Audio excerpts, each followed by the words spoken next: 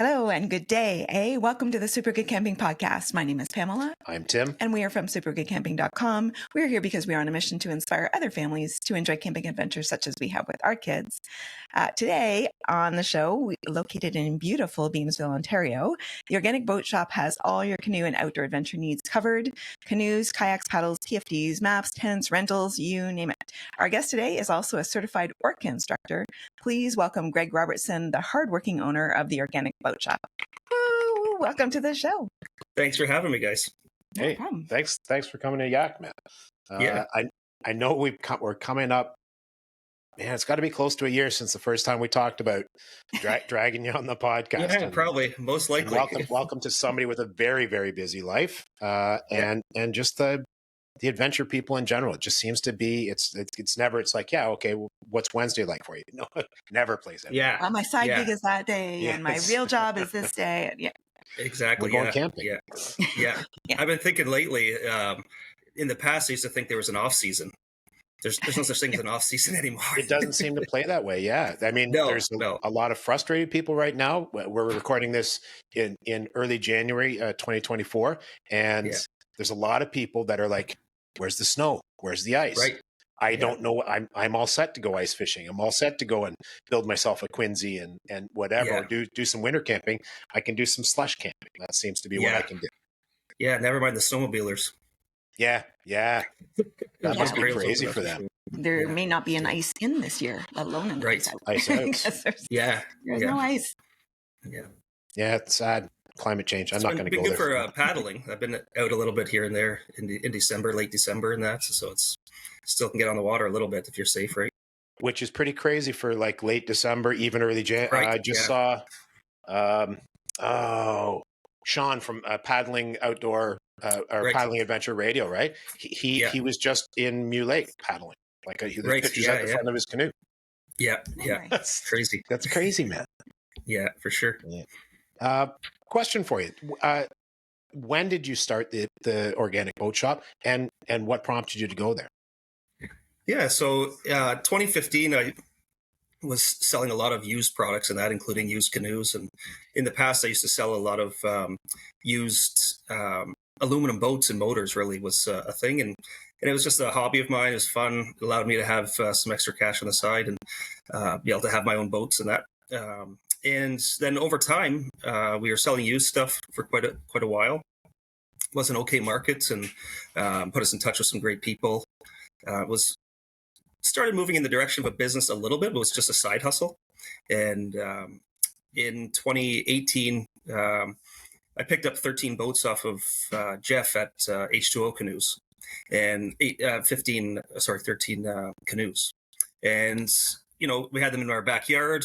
My family was like, "You're crazy. What are you doing, right? You have 13 boats here." We live in a small side split house, 4 kids, 2 large dogs, 1 bathroom.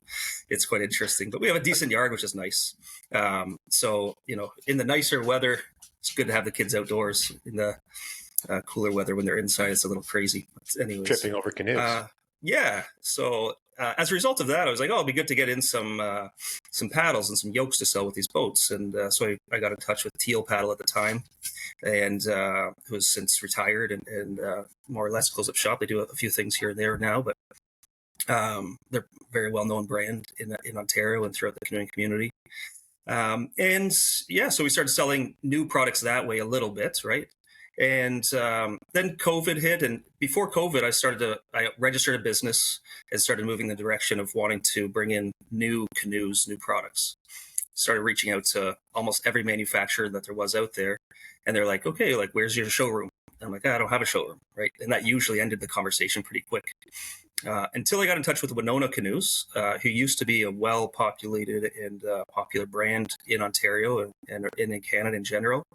My read on it is since not just the development, but the growth of some really good high-end canoe products, canoe manufacturers in Ontario, there's been less desire for American products sometimes. But there's still a Winona community out there, a Winona customer, just like, you have a customer that's into Chevy or Ford.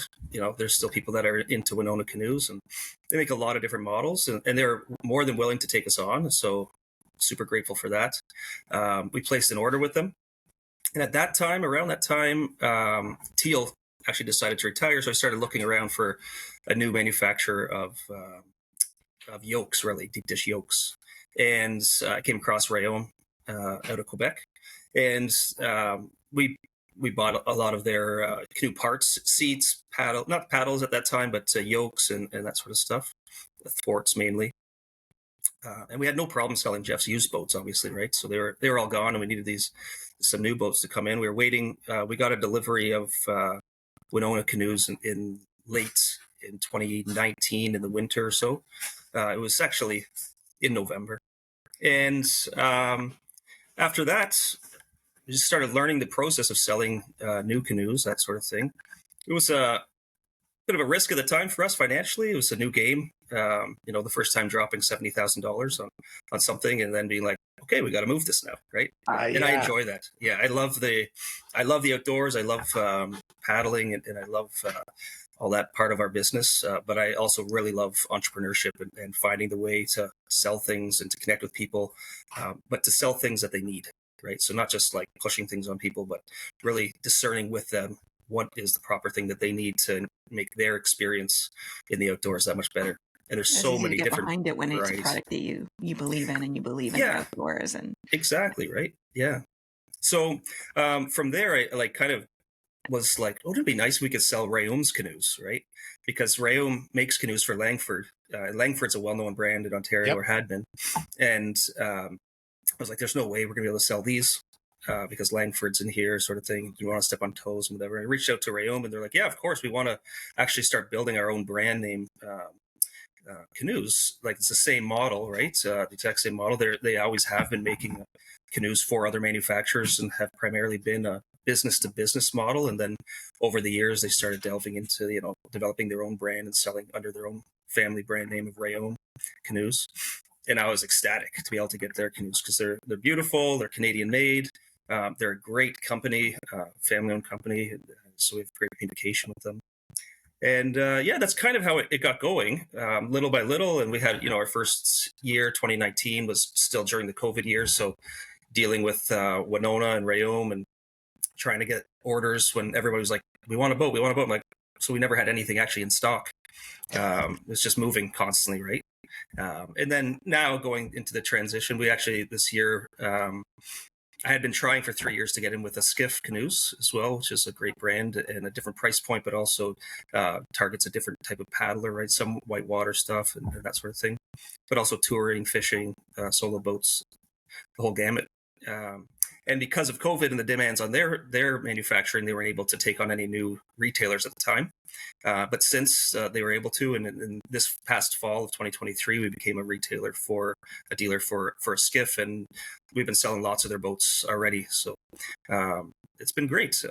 I'm learning a lot every day and enjoying it. And that's the motivation, I would say, came from many things.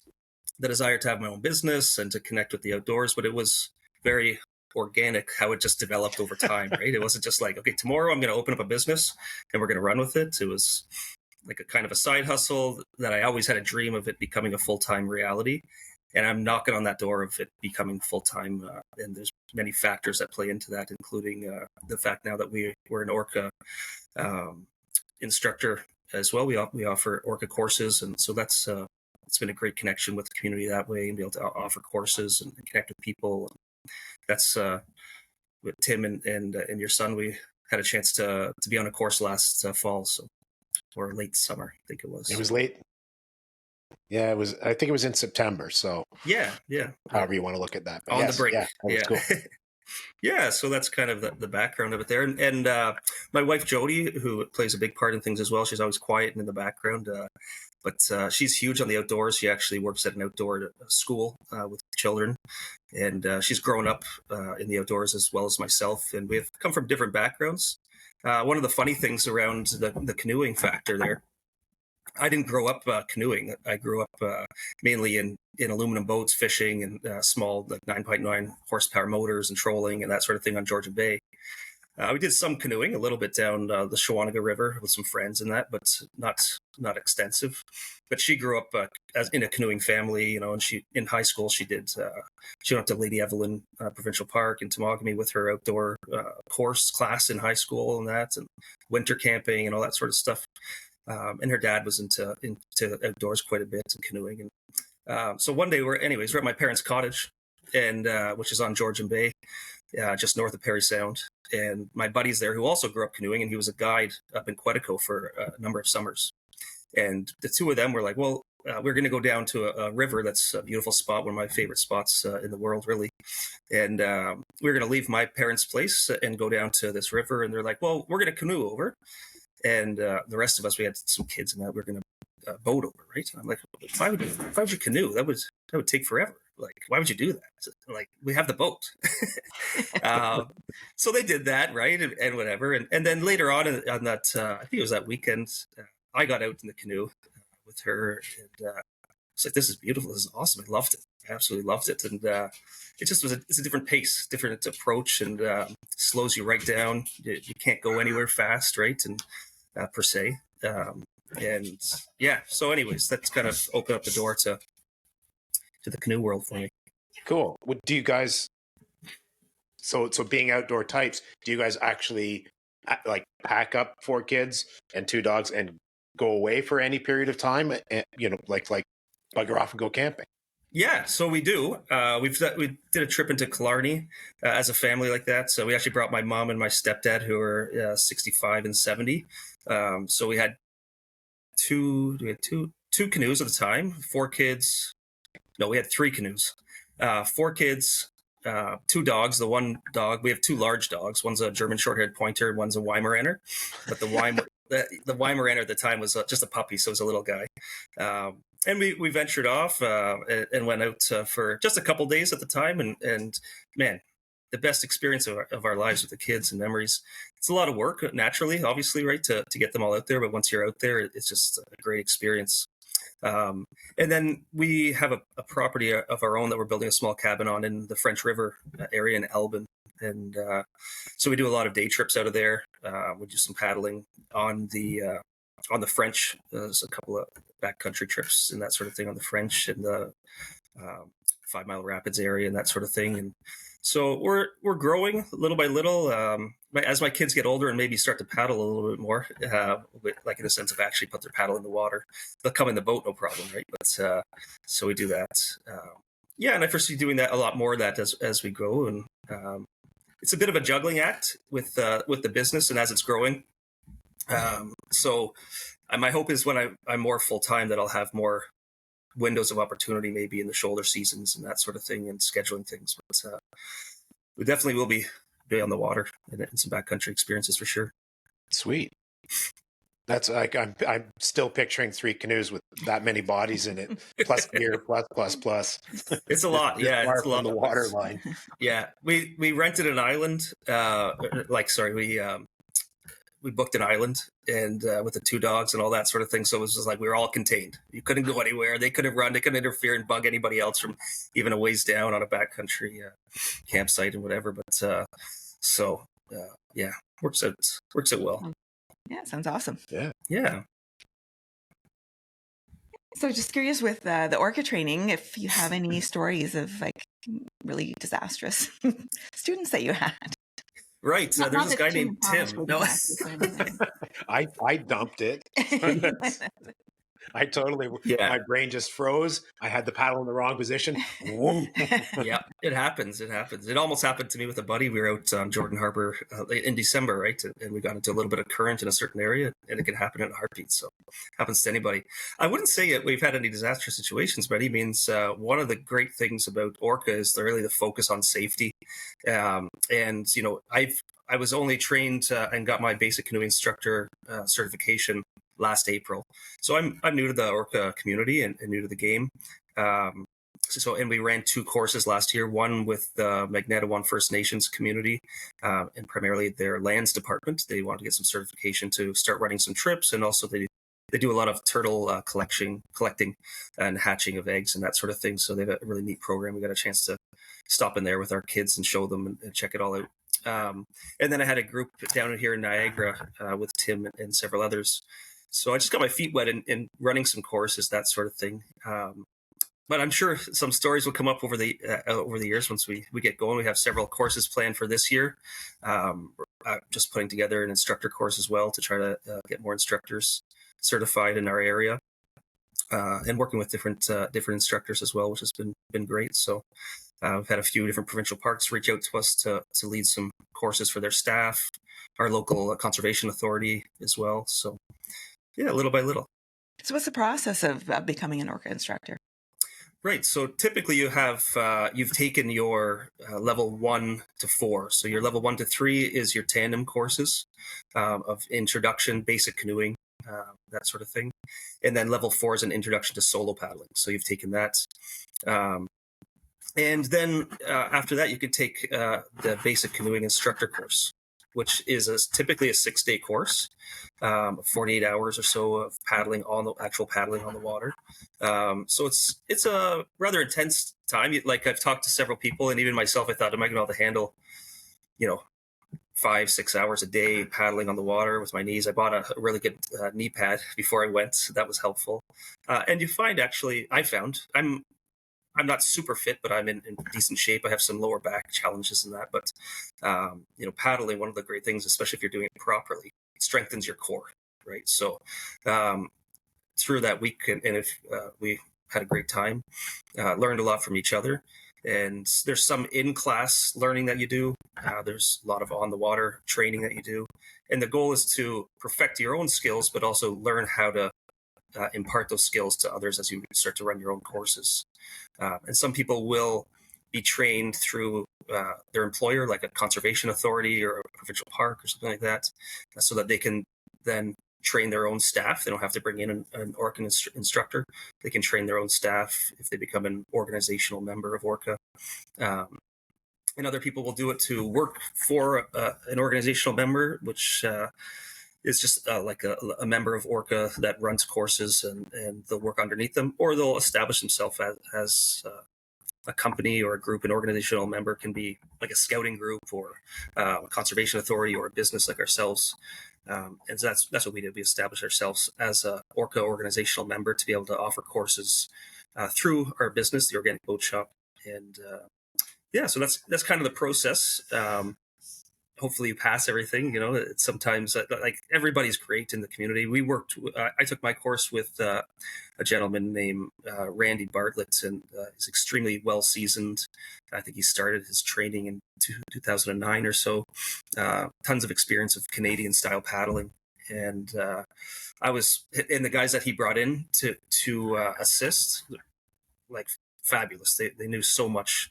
You think, if you've never taken a paddling course before, and it is very much like a European sort of thing, like we need to certify everybody, right? And everything needs to be structured and organized. But really, the certification program, from my understanding, it came out of the result of tragedy, right? So when there was tragedy, and several people, young people in a school environment situation on a backcountry trip, passed away as a result of some poor planning and circumstances and that sort of thing. And then everybody's radar's up, to school boards and that sort of thing, and they need from what I heard at that time, the Temiskaming tragedy occurred, and more or less organizations like scouting groups and schools that had fleets of canoes, they were locked up, and it was like, don't touch those. We're like, there's too much liability. We don't want anything to happen.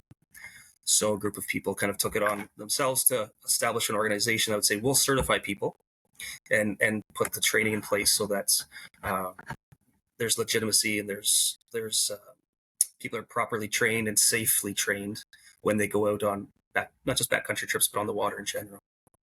Yeah, knowledge and safety are the big ones, and you can't really build up good experience if you don't know what you're doing in the first place. Right. Yeah. And often I think, like, with the experienced paddlers, like, I know what I'm doing. I've done this my whole life, right? And most likely they do. I'm not saying they don't.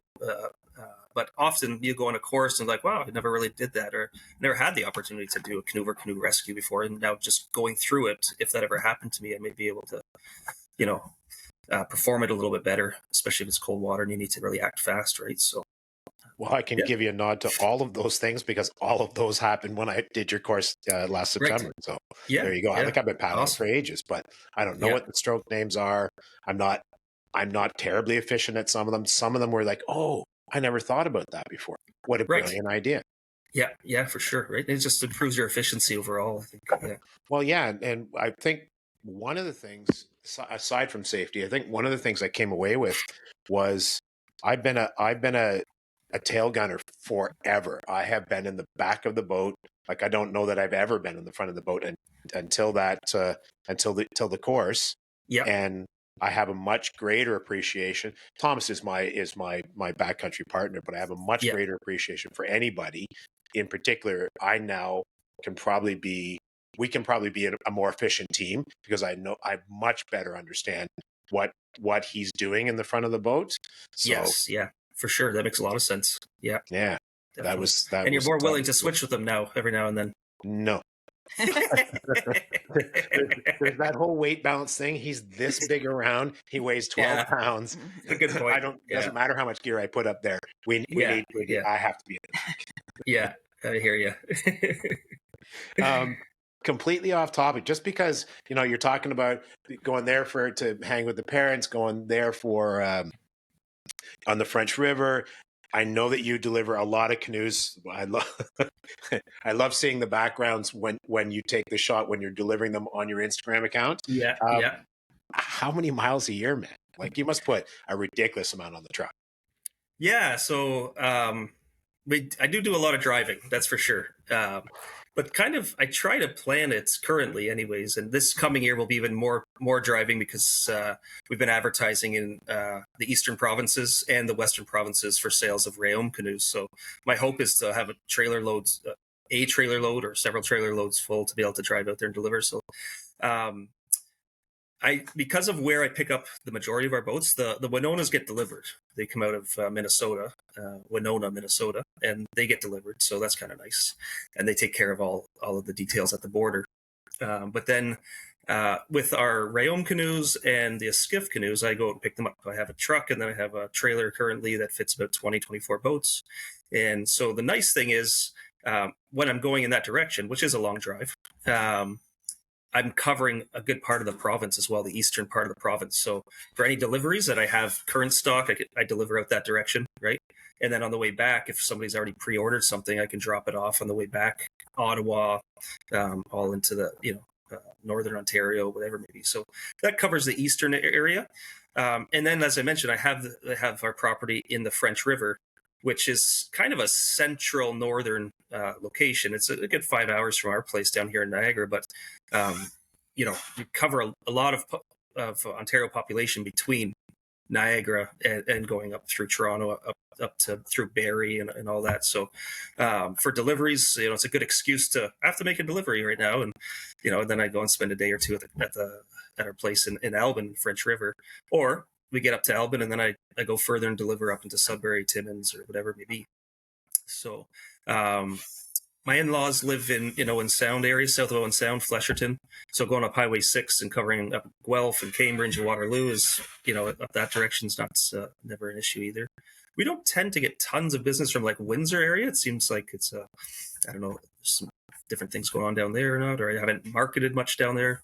But so we cover a good part of the province that way. I don't know how many kilometers. There's a lot, definitely. I had a minivan I was doing this all with for a long time, and I was pulling just a 6-trailer canoe, Canoe trailer, yeah, yeah. And then I'd put 2 on my roof, right, of the minivan. So I'd only ever be able to pick up 8 canoes from Rayom, and we didn't have a skiff at the time, so it was a lot more smaller scale, and our business wasn't as big. But so as things have been, word of mouth's been spreading and growing, and that's just we've been able to sell more canoes each year, even in the pandemic, like after the pandemic and the kind of the explosion of sales with COVID. We're still growing, which is a great sign. So we cover a lot of the province that way.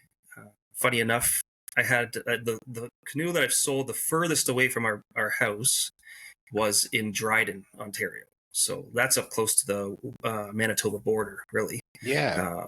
Right. So it's a hike. And my plan was, I'll be delivering canoes into Manitoba, Saskatchewan, Alberta in the spring. And the guy agreed for that to do that, no problem.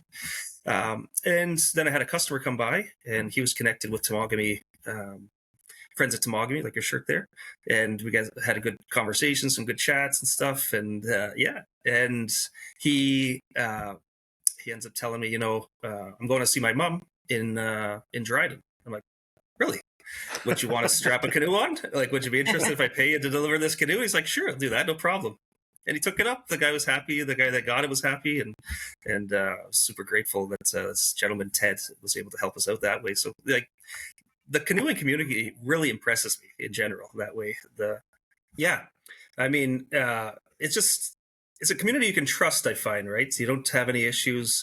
I often have customers that will show up to my house because our business ran out of our house, and people often ask, well, when are you going to get a storefront? I'm like, I really don't want a storefront. Then it'll be chained to it. It's like and I like the freedom to be able to come and go, and customers can show up here at 9:00 if I'm home and make things work, whatever. But often if I'm not here, I just talk them through going to the backyard, and here's where you find the yolks, grab one, leave the money on the counter, send me an e-transfer, whatever. And they kind of laugh about it. yeah. I don't know how much I should put out there, right? But it's nice. I love being able to trust people, and I've always found like people are great that way. So, you learn. I think one of the other things I was thinking about when I was thinking what I might share with you today, those thoughts go through your head. Oh, what are we going to be talking about, right? But one of the great things is the different types of people you meet, the different types of paddlers, right? When I first got into things like, okay, the YouTube community, this is the canoeing community. This is it. No, it's so beyond that, right? That's a really neat factor and a really cool community, and it's its own niche in itself. But the families, like you mentioned, that's really why you run this podcast, is to connect with families and other families that have been doing this and share your experiences with families. So there's families, there's the new paddlers that are just getting into it. There's paddlers that have been doing this forever. There's the whitewater community. There's the backcountry community. One of my favorites is like a first generation Canadian that's just moved to our country, and they want to start canoeing because they really believe this is a Canadian experience, which I really believe it is. And just being able to be a small part of their journey of learning that and figuring that out and getting the right product or the right boat to start, it's a really special thing as well. So there's so many different facets of the canoeing community. Yeah, well, talking with some of the, I was going to say senior members, except I'm kind of in that ballpark. So talking with some of the more seasoned members of the camping community or canoeing community, there's definitely a Canadian stroke versus a J stroke, because we have a slight flavor to it, right? So there's all that. So we're up here frozen in the north, living out of our igloos, and we've developed our own ways of doing things. Yeah, most definitely. That's true. That's for sure. Yeah. Cool. I'm thinking about the room and what was the skiff? No, skiff. It's skiff. Is the skiff? Because I think you mentioned something in the realm of whitewater. Like, is it more of a, I don't know what the right brand, like Tough Coat, that kind of a deal? Like, is it more hardy canoe? Right. So a skiff, they've been around a long time, and if you go back a little bit to Royal X, was a material, right? Yep. That many people in the community know about, but ceased to exist when the company that owned it stopped producing it, and that affected all canoe manufacturers that were producing Royal X boats, and there was a lot of them being pumped out onto the market, from my understanding. So a skiff, the owner of a skiff, tried to figure out a way to replicate that Royal X.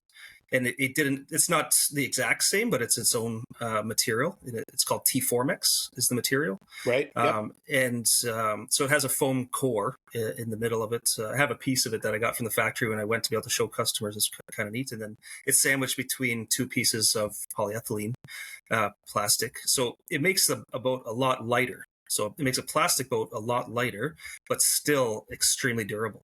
So when you are whitewater paddling, or even just, you want a boat that you can just beat up and drag over beaver dams or drag up on shore, and you're not having to worry about babying that $5,000 beautiful Kevlar canoe, right? Which I really appreciate with my kids and my dogs, for instance.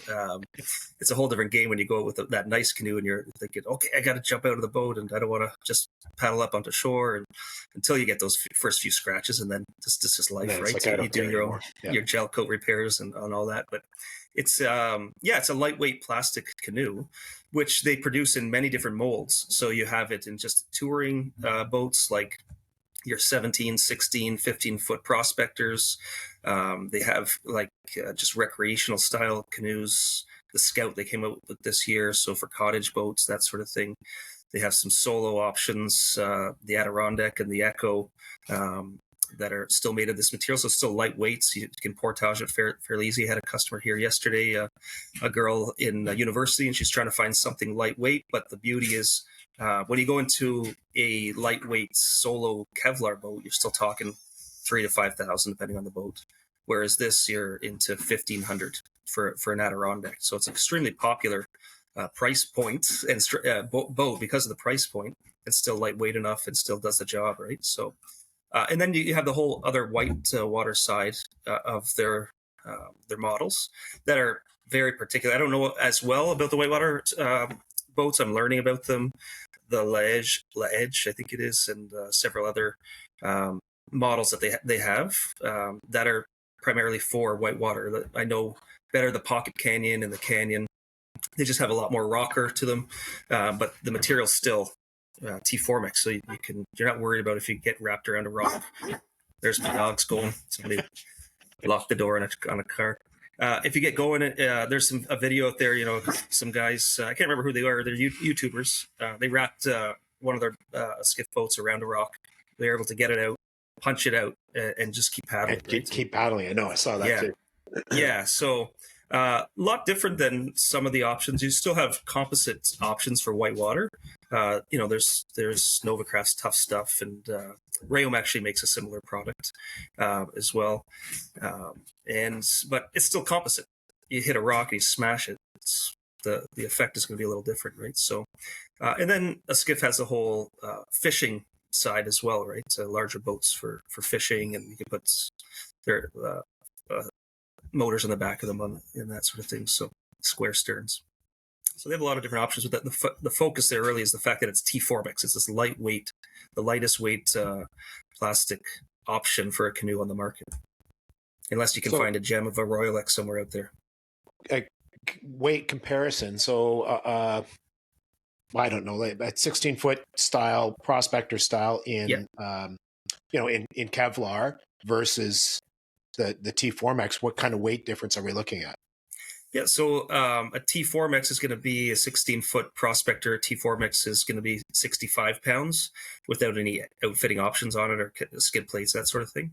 And then, the average 16-foot prospector Kevlar is in the 40-pound range, 42, give or take, depending on what you put. Still not crazy. It's not. You're not doubling. You're 50%. So yeah, but the benefit is, like, if you get into a polyethylene plastic canoe, right, like a Novacraft SP3 or an Old Town plastic. I'm not too sure what their options are, but you're talking 70, 80, 90 pounds. Like, that can be. I don't want to say the exact weight of those boats, but they're a lot heavier. Right, so it's a big difference. Still manageable at that 65-pound range. Cool. So I need another canoe. Who is it someone that you were following that has how many canoes? Oh, so he's using this to justify. Dave, the canoe collector. Looking on Instagram stuff, canoe collector. He has owned. Don't hold me to it. 28 canoes. He's got a few. Yeah, and he's talking about. He's talking about getting in a skiff canoe for next year. Maybe I think he just posted something about that too, right? So yeah. Well, you saw kayaks as well, right? We do. We're not primarily a kayak dealer in the sense that's not our main focus. Our main focus is canoeing. But when we started with Winona, as I mentioned, and Winona owns Current Designs Kayaks, which is a very popular brand kayak, especially in the sea kayaking community. And then they made some really, really nice recreational option kayaks as well. So we brought in the recreational kayaks originally, and we did pretty well with those during COVID, that sort of thing. Recently, last year we didn't have any kayaks in stock, but this past year, Winona decided to sell their Current Designs branch of their business and just get back focused to their canoes. And they have had a pretty good deal on their recreational polyethylene plastic kayaks. So we brought a bunch of those in. I think I have 17 or 18 of them. So we'll have a few for this year, and then we'll see where that goes. There's a local guy in our area here. He goes by Kayak Ontario. He has a pretty big Kayak Ontario Facebook page that's kind of morphed into its own thing, but it's his own business, Aaron and his wife. I got a chance to meet them the other day. If you're interested, I don't know if you do kayaking much stuff on your podcast, but you should reach out to them if you are. Cool. And they focus on a lot of that, courses through Paddle Canada and sea kayaking trips and all that. So sorry, writing down Kayak Ontario. Yeah, no, honestly, I'll put you in touch with him. He's a great guy, and for me, it's a different game. I like kayaking, but I don't know enough about it, and I wouldn't want to, get it.